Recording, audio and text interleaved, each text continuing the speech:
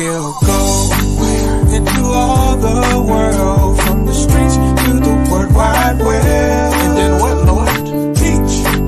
Teach all the nations, every man, woman, boy, and girl.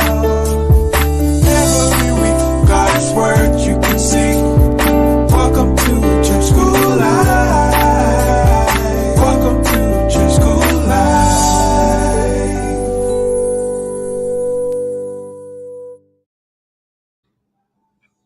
Well, hello, and welcome to Church School Live. I am Gayle M. Gilmore, and I'm just so glad that you are here.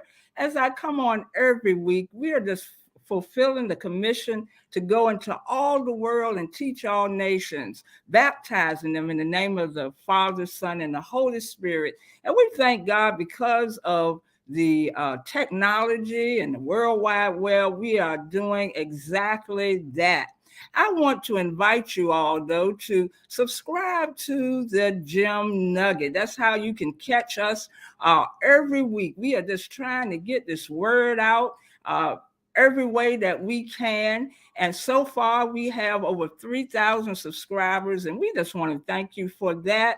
You can see us on Church School Live on Tuesday nights, Life Study on Thursday night, of course, our Sunday worship. And we have a new thing that we do, Pastor and I. We are on track. We call it On Track with the Gilmores, because we're just trying to get our steps on, and we are trying to get our 10,000 steps. But at the same time, we are just sharing encouragement, word, and even more teaching, even as we are on the track. So again, we thank you for joining us. And I just want to remind you all to subscribe to the Gem Nugget, like us, thumbs up.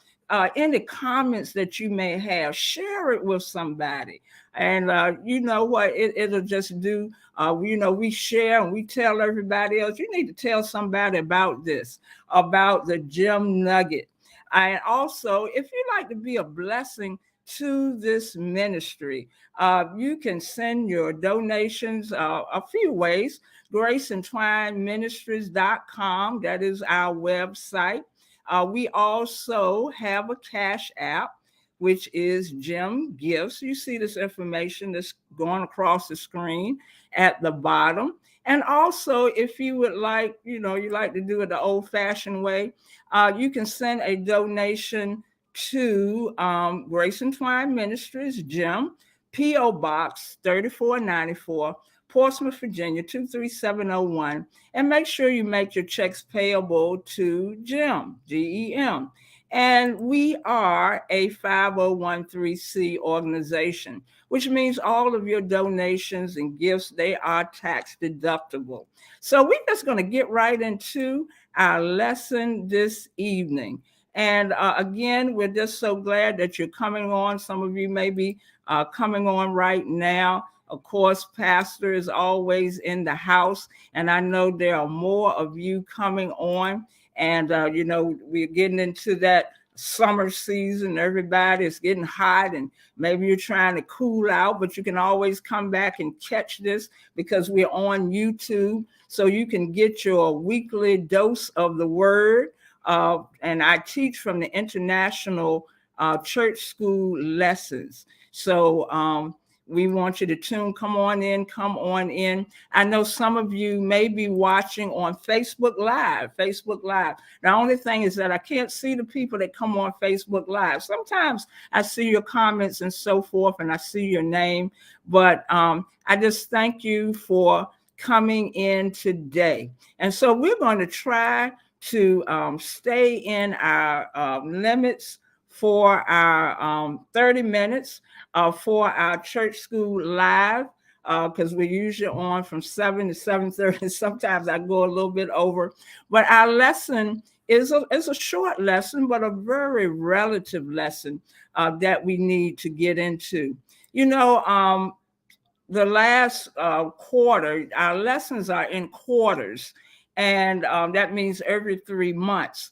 So we're getting ready to go into a new quarter, and they're calling this quarter Partners in a New creation, partners in a new creation. Because the fact of the matter, God can use any one or any all nations or anyone to fulfill his purposes. And I was wondering why this lesson was titled God Foretells Destruction. And it's kind of oxymoron. You're talking about partners in a new creation, but the lesson, this first lesson, is telling us about God foretelling destruction. And I'm like, well, what is it about? But what God is trying to show us, that he can use anybody, any nation, anyone to fulfill his purpose on us becoming new creations and new people and new everything in him. He can use anybody, even evil people. So for our contest question tonight, I want us to think about a verse that I know Grace and Entwined Ministries, we have heard this verse a lot. And I want to know if someone can put it in the chat, because I always need to bring this verse up. What Bible verse in Romans reminds us that God can use anything, anybody, even bad situations, to fulfill the good outcomes in the Christian's life? And I'm going to give you a clue that the word purpose is in this Bible verse. The word purpose is in this Bible verse. And I'll be checking it back later, because the first one that can put that in the chat, you're going to win one of my books, one of my 4 books. Or if you are one of those people, and I know who you are, that has all 4 of my books, if you get the question tonight and put it in the chat, you're going to get a $25 gift card.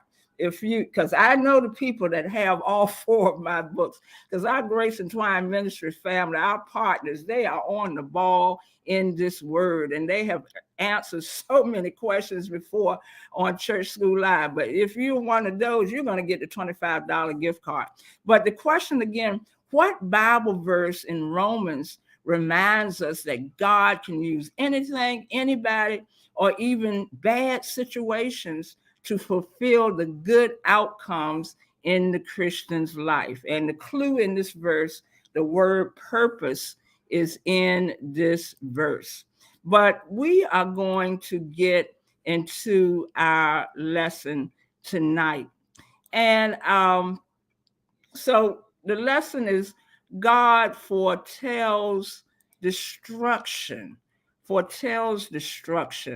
And when you look at this picture, you see a ball, a wrecking ball that is going through this wall, and it's going to completely destroy this wall.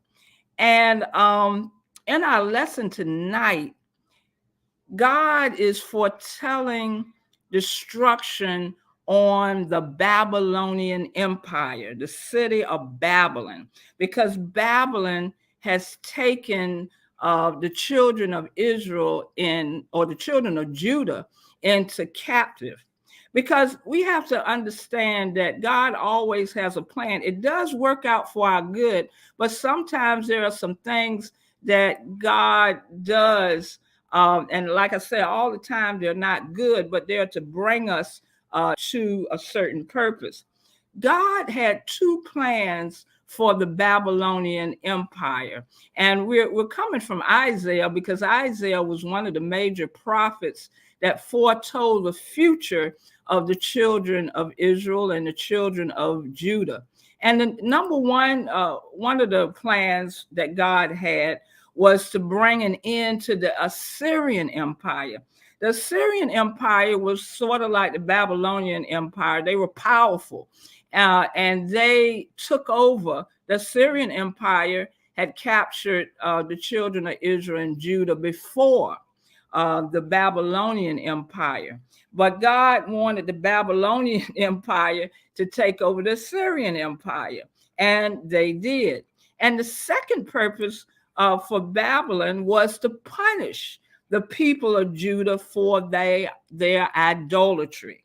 Because God wasn't going to stand for every time you turned around.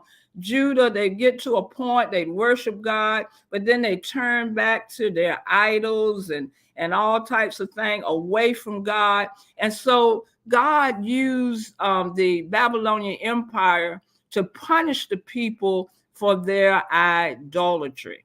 But how many of you know that God still doesn't stand for wickedness, but God was going to destroy Babylon for their sheer wickedness and fear on the children of Judah? Babylon, they were wicked. I mean, they went beyond the things that they should have been doing towards the children of Judah. I mean, they were doing things like burning people and just the most outlandish types of wickedness you could ever see in a land. And it did not take all of that to punish the children of Judah, to punish the children of Judah.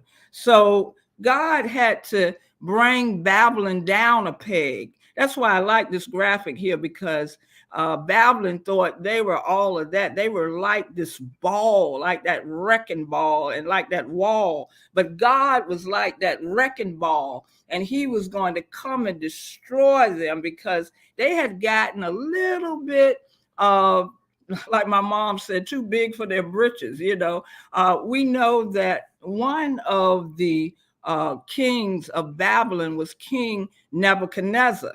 And we know a lot of stories about King Nebuchadnezzar. He did a lot of things. He erected an image of himself. He destroyed the temple. He just was terrible. He did not have any regard for God, any regard for God or anybody. He thought he was it.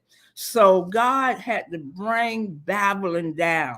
So Isaiah here, he is sharing with us, and he foretells for us what is going to happen to Babylon. So these few verses are directed to the Babylonian Empire. I just want to go back here to see who else might be here. And I know there may be some others coming on, but we are going to continue on with our lesson.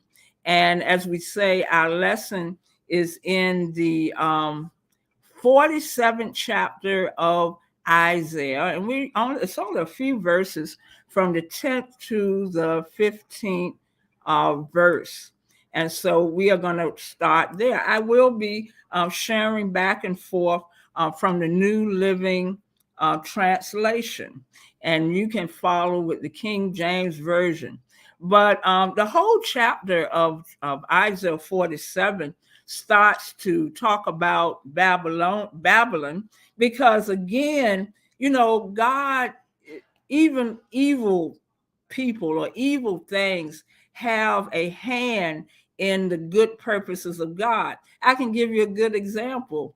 Judas, when he betrayed Jesus, although he betrayed Jesus, this was part of the plan. Remember that he called Judas his friend, and he called Peter the devil, because when Peter started talking about, oh no, you're not going to be crucified and all that, he said, get behind me, Satan, because that, I know what is going to happen. I know what my mission is. But Judas was the one that even pushed it further, the purpose of Jesus even dying on the cross. But Babylon was one of those places that was going to push the children of Judah to their good end, to their good purpose, although they were bad for the children of Judah. And so we start at the 10th verse, and Isaiah is foretelling, and this has come from God. Isaiah was a major prophet. Major, not saying that he was better than any other prophet or, any of that, but your major prophets had more insight into the future. They could look further into the future. There are some prophecies in Isaiah that we are experiencing right now. Isaiah, look, God had given him the sight and the vision to see even now, some things that were going to be happening. But this is what he had foretold for the Babylonian Empire. And at the 10th verse, it begins, and I'm in the New Living Translation. You felt secure in your wickedness. No one sees me, you said, but your wisdom and knowledge have led you astray. And you said, I am the only one, and there is no other. Oh my goodness. They are putting themselves above God. Especially, I told you about that King Nebuchadnezzar. He thought he was God. He thought he had more power than God. And God, and Isaiah's foretelling, him that, you think nobody sees you. You think you're not accountable to anybody, not even God. You're not accountable to anybody in heaven or anybody on earth. But your so-called wisdom and your so-called knowledge has led you astray, because you said, I'm the only one and there is no other. And y'all know what the first commandment said. God said, I will have no other God before me or above me. So wait a minute, we starting off bad here, Babylon. So then it goes on to the 11th verse. So Isaiah says, so disaster will overtake you, and you won't be able to charm it away. You are not going to be able to do anything to get by from the destruction that is going to come upon you. You're not going to do, it's nothing you can do to I like that word, charm, sweet talk or get out of it. It says calamity will fall upon you. Now, calamity is a dire tragedy. Just like wipe it out, everything. Calamity will fall upon you, and you won't be able to buy your way out. Look at that. You're not going to be able to, it's not going to even be enough money or anything. In this day and time, we know that sometimes, or a lot of times, that even some people that get into trouble, they can, if they got the means, they can buy their way out of trouble. They can buy themselves out of jail. They can buy themselves out of different things. But God says, Babylon, you're not even going to be able to buy yourself out. You're not going to bail yourself out. You're not going to bond yourself out. And it says a catastrophe will strike you suddenly, one for which you are not prepared. You are not even going to see it coming. You're not even going to see it coming. He's talking to Babylon. But then he goes into another part here, into Isaiah. In the King James Version, it says here in verse 12, stand now with thine enchantments and with the multitude of thy sorceries, wherein thou hast labored from thy youth. Babylon was a land that they were worshiping other gods. They believed in witchcraft and sorcery and all of these evil and dark things. And it's saying now Isaiah is kind of being sarcastic now. He said, now use your magical charms on this. It's not going to work. Use your spells you have worked at all these years, even from your youth. This is all you've known. Maybe they will do you some good. He's just being sarcastic here. Maybe they can make someone afraid of you. All the advice you receive has made you tired. Where are all your astrologers, those stargazers who make predictions each month?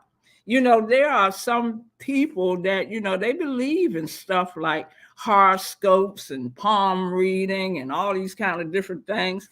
But none of those things are going to help them get out of the destruction that is getting ready to come upon them. When I look at this, I think about things, a lot of people believe in the horoscopes. My husband says it all the time. If we believed in horoscopes, You know, they say Aries shouldn't marry a Cancer, whatever. We would have been messed up. Or I know some people, they live their lives, by the horoscopes, by that. But God is saying here through Isaiah, none of that is going to work. When this destruction comes, nothing is going to work. Then to finish up 13, let them stand up and save you from what the future holds. Some people believe in the crystal ball and all this kind of stuff and seances and all this mess. He said, he's kind of being funny here. Okay, let them take care of you. Let them save you from what the future holds.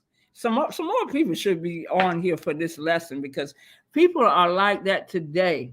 The only thing in the Bible that we could see that was a true prediction, and the astrologers, that was when the star came up in the east and the kings followed the star to where Jesus was. That's probably the only time that astrology was useful, and it was right, and it was positive.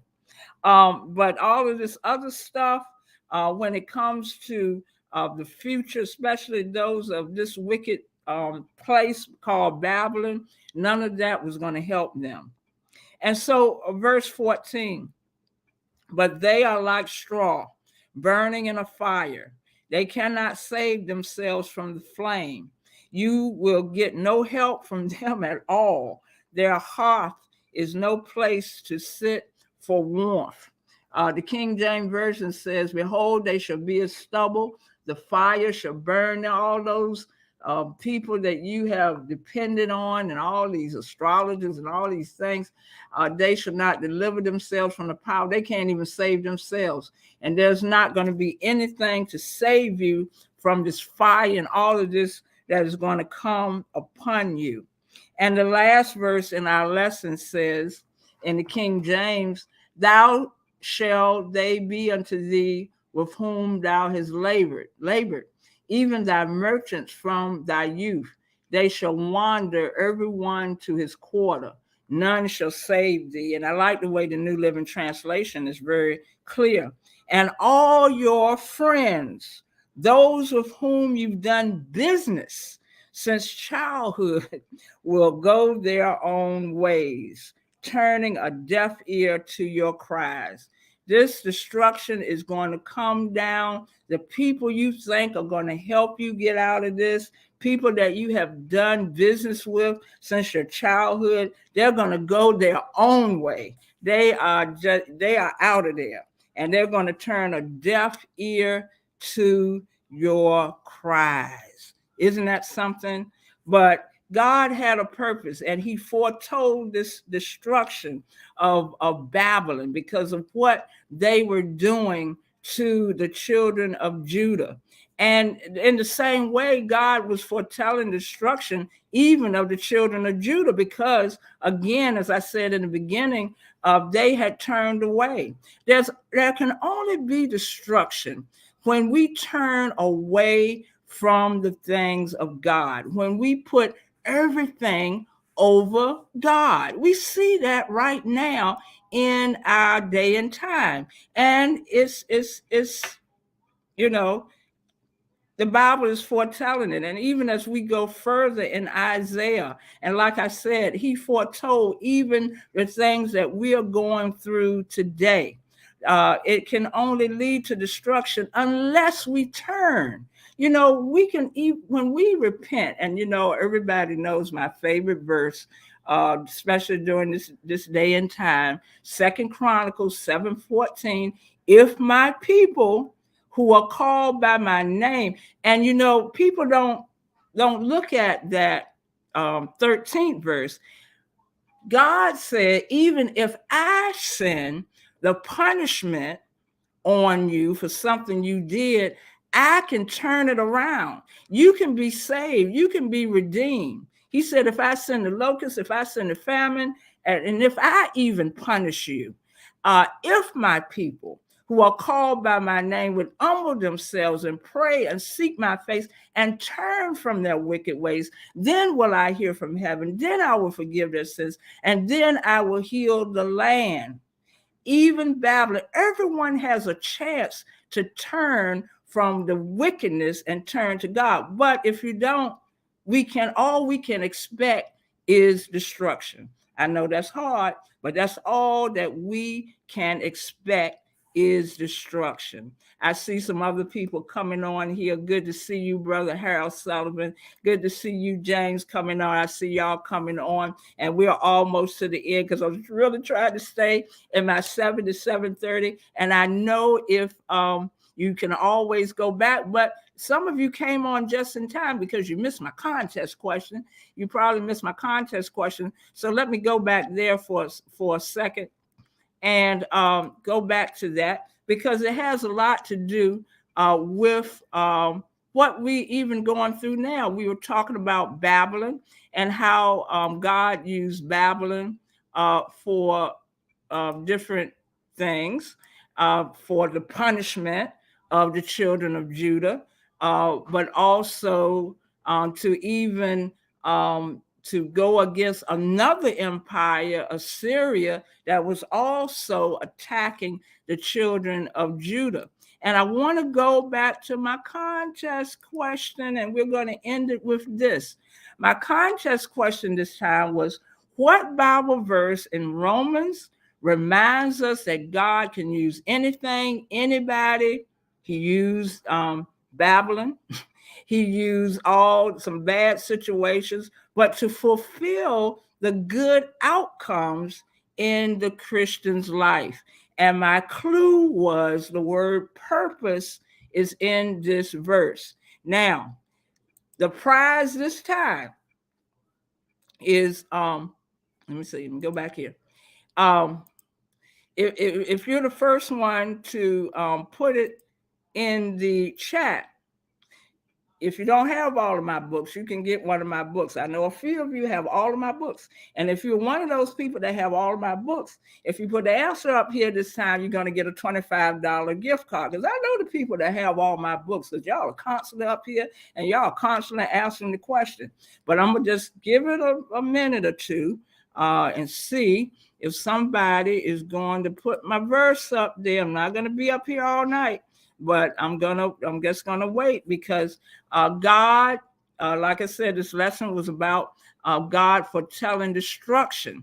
But you know, the good thing about it, he can turn that destruction, because next week's lesson is going to be about God foretells redemption. He can turn that thing around. But I also want to go back and I want to leave a thought from this lesson tonight. And the thought to remember here, you know, especially when we got to the end of this particular lesson, because when you find yourself in trouble, forget about all them so-called friends that you had, you know, back there in the beginning. And so the thought to remember here is, since God's enemies will fall, don't stand with them. Don't be with that crowd, because you're going to go down with them. Now, I added that little part. But if you're standing with the enemies of God, don't stay with the enemies that are against God's people, because you are going to come down too. And that was the thought that was from our commentary from this lesson, because I don't want to be there. You don't want to be there if you're with people that go against God's people, like Babylon did, and they made themselves like a superpower. They were like a superpower, and they used wickedness and fear because although they captured Judah, they did not have to do all that wicked stuff and try to put themselves above God. And that's why God had to destroy them. That's why God had to destroy. What? Princess, she is the contest winner. You go ahead on, girl. That's my girl, Princess. Princess got the answer. Romans 8:28. Yes, ma'am. Yes, ma'am. Princess, you know what I'm going to do? You can pick a book and you're going to get a $25 gift card. You're going to get one of my books. I'm so proud of you, Princess. Okay, so the answer. And it is Romans 8:28. And we know that all things, I don't care, people, situations, all things, not that all things are good, because some things can be bad, but they work together for good to them that love God, to them who are called according to his purpose. Princess, congratulations. I'll see you on Sunday and you will get your prizes. I'm so proud of you, Princess. Princess is on here. But anyway, that ends our lesson for this week. Next week, join me. And next week's lesson is God. I told you he can turn that thing around. God foretells redemption. Today was God foretells destruction, but next week, God foretells redemption. So join me again for Church School Live. Also, don't forget to join Pastor James Gilmore, Sr., for Life Study this Thursday at 7 p.m. Oh, I'm so proud. We just love our Grace Entwined Ministry family. We love you, love you, love you. And, you know, tell somebody else about Grace Entwined Ministries and share and thumbs up and subscribe. Don't forget to subscribe. Tell people to subscribe to the Gem Nugget. But we thank you for coming on. I did much better. It is 7:32 and we're about to get out of here. Y'all stay cool now. It's turning hot. It's turning hot. But we thank you. I thank you for joining me for Church School Live. Don't forget, back Thursday night, 7 p.m., same time, same station for a life study. But this has been Church School Live. Gayle, go into all the world, from the streets to the World Wide Web. And then what, Lord? Teach all the nations, every man.